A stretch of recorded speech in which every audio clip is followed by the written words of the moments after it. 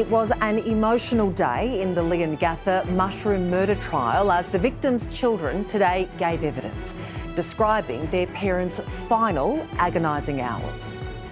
The children of the three victims of the mushroom lunch arrive at court, united in grief. Erin Patterson is accused of the murder of her estranged husband's parents, Don and Gail Patterson, and his auntie, Heather Wilkinson, as well as the attempted murder of Heather's husband, Ian.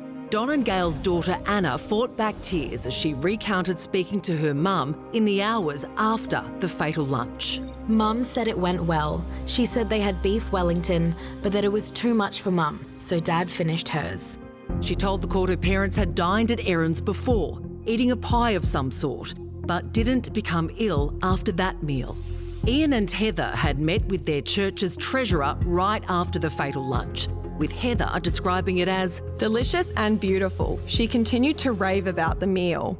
Although their daughter Ruth said she was surprised they'd even been invited to Erin's in the first place. In response to my reaction, she said, "Yeah, we were surprised also that had never happened before." Ruth said she rushed to be by her parents' side after hearing they were in hospital. They talked about their concern for Erin maybe coming to hospital as a precaution. They felt she should be there also. In the final agonising hours of Don and Gail's life, doctors recalled they were worried about the possibility of death cap mushroom poisoning. Don and Gail's son, Matthew, revealed he'd called Erin looking for answers. She mentioned there were fresh mushrooms from Woolies and there were dried mushrooms from a Chinese grocer or supermarket.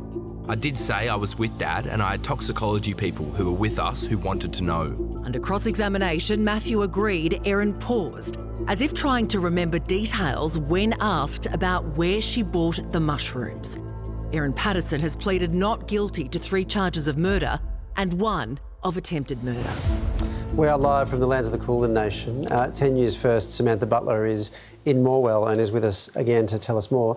Sam, how did the family members hold up on the stand today? Well, Ed, it was a really harrowing day of evidence today in court as we heard from the children of Don and Gail Patterson and Heather and Ian Wilkinson. In particular, Anna Terrington, the youngest daughter of Don and Gail Patterson, was quite emotional. As you heard just then, she fought back tears as she recounted their final days in hospital and how she was by their bedside while they were so unwell. You know, she would try and compose herself. She would take some really deep breaths and lengthy pauses as she tried to get through those questions. But you can only imagine just how difficult it must have been for them on the stand today, not only reliving their parents' deaths, but also in such a public way. So much of this case seems to live in the relationships between the various parties here. Did we learn anything more today about Erin's relationship with Simon's family? Yeah, well, one of the really common threads throughout the evidence that we heard today in court is that even after Erin separated with her estranged husband, Simon Patterson, in 2015, she remained on really quite good terms with his parents, Don and Gail Patterson. She would still attend family gatherings. She was still quite involved, and Don and Gail were very supportive of her. We also heard that under cross-examination, Anna Terrington, their youngest daughter, said that there was no animosity between Erin and Don and Gail Patterson.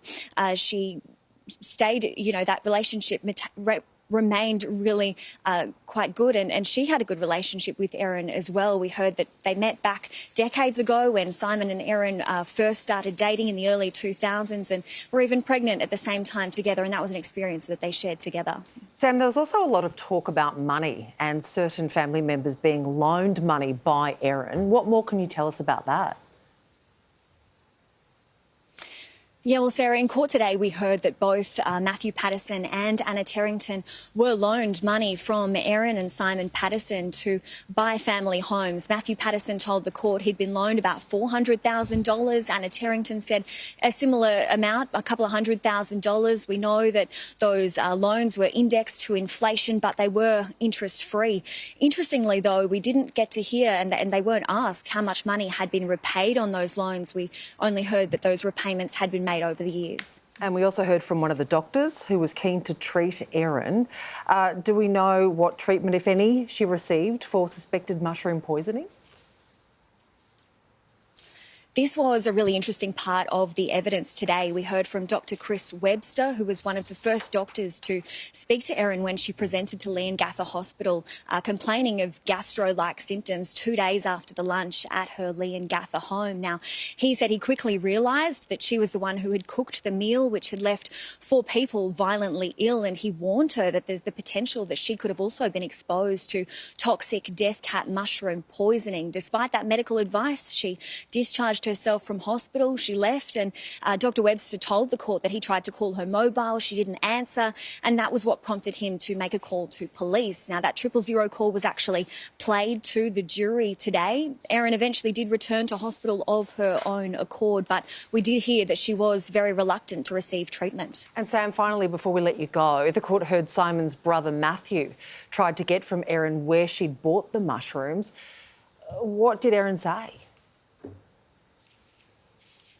Yeah, well, this was also a conversation that happened on the Monday, 2 days after that lunch. And this was at the point when toxicologists at the hospital were really trying to frantically pinpoint more information and gather more information about the poison that was behind his parents' illness. Matthew Patterson called Erin. That conversation on the phone lasted barely more than a minute. And Erin told him that she had bought fresh mushrooms from Woolworths and also some dried mushrooms from a Chinese grocer in the Melbourne suburb of Oakley. That claim is obviously very much at the centre of this case, but we will be back here in court tomorrow as fresh witnesses take the stand. OK, Sam, appreciate your time. Thank you. Thank you.